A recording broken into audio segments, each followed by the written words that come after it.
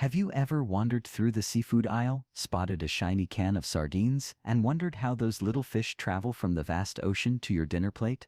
At first glance, it may look like an ordinary product, but behind that small can lies an astonishing journey filled with tradition, innovation, and a surprising amount of science. Every single year, the world produces over 3.5 million tons of canned sardines. That's the weight of around 10 Empire State Buildings packed neatly into metal cans. Morocco dominates the sardine export industry, shipping out more than 152,000 tons in 2022 alone, worth nearly $500 million. Sardines aren't just seafood, they're a global sensation, but what really happens before those cans hit supermarket shelves? The answer is far more fascinating than most people realize. Sardines have been part of the human diet for centuries. The name itself comes from Sardinia, an Italian island once teeming with these small oily fish, but their global fame is tied to one of history's greatest food preservation breakthroughs. In the late 18th century, Napoleon Bonaparte faced a serious problem. How could he keep his armies fed on long campaigns without food rotting away? His solution was simple yet genius. He offered a reward for anyone who could invent a method to preserve food for long periods. Enter Nicolas Appert, a French chef and inventor who pioneered canning. Soon after, Peter Durand refined the process by introducing the tin can. Suddenly food could last months, even years without spoiling. This invention changed everything. Sardine canning industries flourished in France, Portugal, and Spain.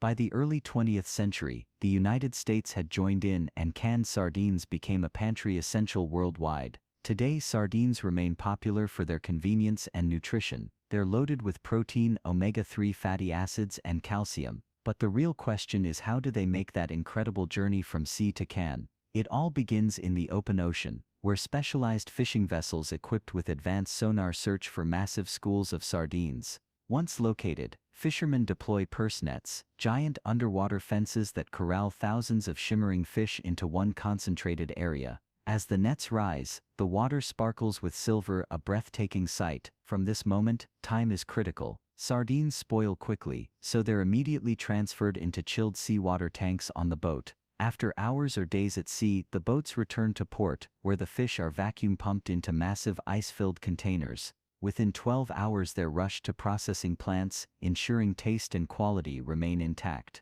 Inside the factory, precision and hygiene rule the process. First comes inspection. Only the freshest sardines make the cut. They're then placed into tanks for a deep cleaning. Here's a fact that surprises many people: canned sardines still contain their bones, but they're so soft after cooking that they're completely edible, adding extra calcium and nutrition. From there, machines take over with astonishing speed. Each sardine is beheaded and gutted within seconds. But nothing goes to waste. The leftover parts are turned into fish meal, used for animal feed and fertilizers, making the process surprisingly sustainable. The fish are then rinsed once more before being arranged inside sterilized cans. In modern plants, robotic arms neatly line up sardines with flawless precision. In more traditional factories, skilled workers still hand-pack each fish with care. Next comes cooking, a vital step for flavor and safety. Sardines are steamed at carefully controlled temperatures, ensuring tenderness while destroying harmful bacteria. Once cooked, they're rapidly cooled to preserve texture.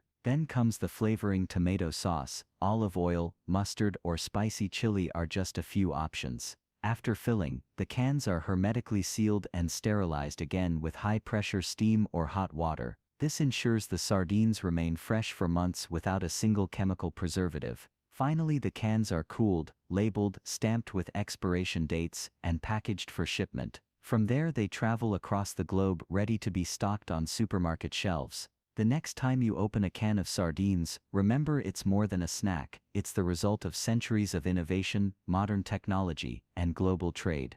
But while sardines are nutritious and affordable, there's another seafood delicacy that sits at the opposite end of the spectrum: caviar. Unlike sardines, caviar isn't about convenience, it's about luxury. For centuries, caviar has been reserved for kings, emperors, and the world's elite. A single spoonful of those glistening pearls can cost hundreds of dollars. But what exactly is caviar, and how does it go from fish to fine dining? The story of caviar stretches back to the 10th century, when the Persians first consumed sturgeon roe from the Caspian Sea, believing it carried medicinal powers.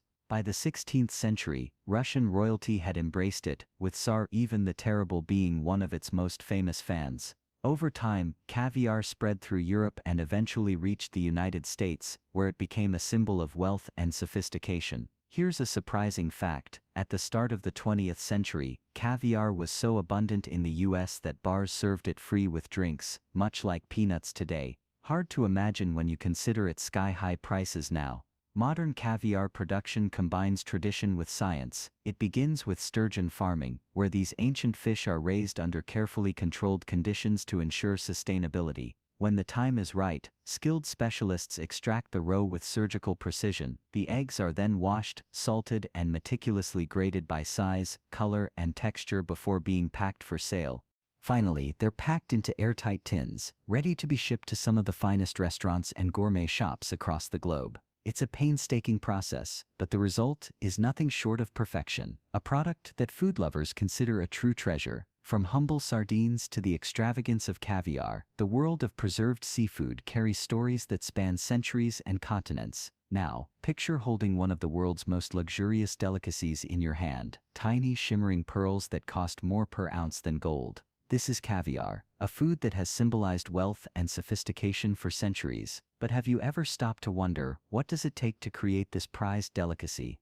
The story of caviar isn't only about luxury, it's about patience, precision, and one of nature's most ancient creatures, the sturgeon. Today we're diving deep into the extraordinary process of how caviar is made and uncovering another legendary condiment that might shock you with its origins, Worcestershire sauce. Trust me, you'll never look at these foods the same way again. The journey of caviar begins with the sturgeon, a prehistoric fish that has swum Earth's waters for over 250 million years. Older than the dinosaurs, these giants have witnessed entire ages of history. Yet, despite their resilience, overfishing pushed them close to extinction. Today, responsible producers have turned to sustainable aquaculture, recreating pristine environments that mimic natural habitats, ensuring this tradition continues without harming the species. Sturgeons take their time to mature, sometimes 8 years, sometimes 20, depending on the species. Can you imagine waiting 2 decades for a single harvest? That's the level of patience involved. When the time finally comes, the most delicate stage begins, roe extraction. This requires surgical precision, because even the slightest mistake can ruin the quality of the eggs.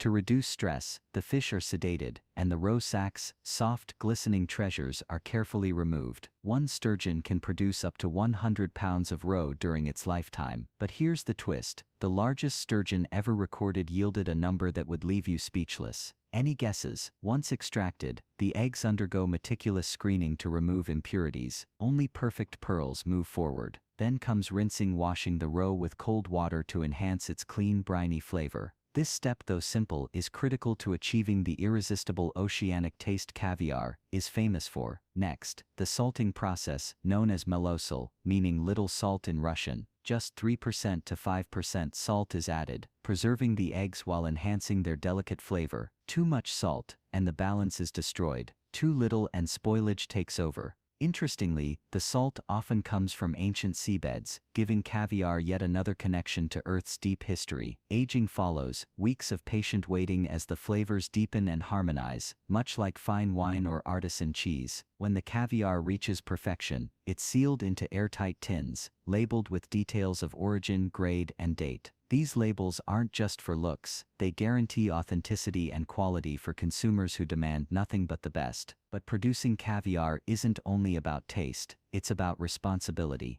In the past, wild harvesting devastated sturgeon populations. Today, sustainable aquaculture ensures future generations can enjoy this delicacy without destroying ecosystems. Modern farms focus on conservation, healthy populations, and minimizing environmental impact. It's proof that even luxury foods carry a duty to protect the planet. Now, let's switch gears.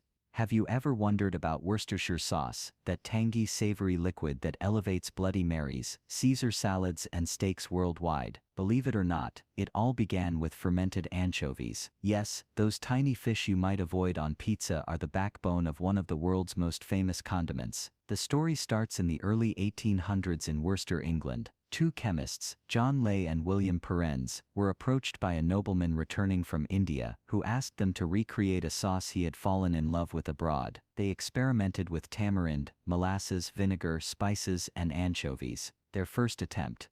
A disaster, awful smell, terrible taste. They shoved the batch into the basement and forgot about it. Months later, when they rediscovered it, time had transformed the harsh mixture into something extraordinary, rich, complex, and bursting with flavor. They bottled it, named it after their city, and the rest is culinary history. By the mid-19th century, Worcestershire sauce was being shipped around the world. Today, the process still honors its roots. Malt vinegar adds acidity, molasses brings sweetness, salt balances the flavors, tamarind provides tang, and garlic and onions add depth. But the real secret, anchovies, fermented for 18 months. During this time, proteins break down into amino acids, unlocking that umami punch that makes the sauce so addictive. Cloves, chili, and a guarded blend of spices complete the mix. The ingredients are aged in barrels for a year and a half, slowly harmonizing into the complex sauce we know today. After fermentation, the mixture is filtered, removing anchovy bones and tamarind pods.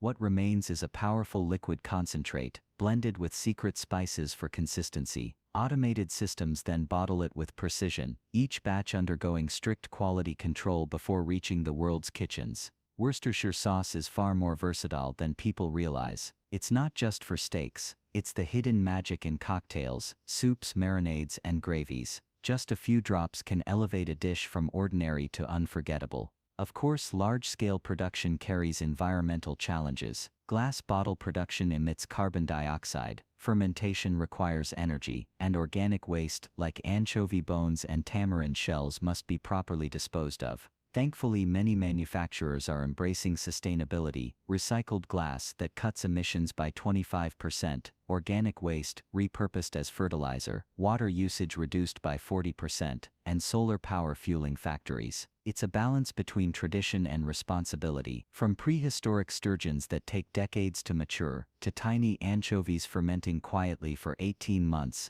these foods reveal one powerful truth: greatness takes time. Every bite of caviar and every drop of Worcestershire sauce carries stories of patience, tradition, and craftsmanship. Which part of this journey amazed you the most? Share your thoughts in the comments, and if you love uncovering the hidden world of food, don't forget to like and subscribe for more fascinating stories from around the globe.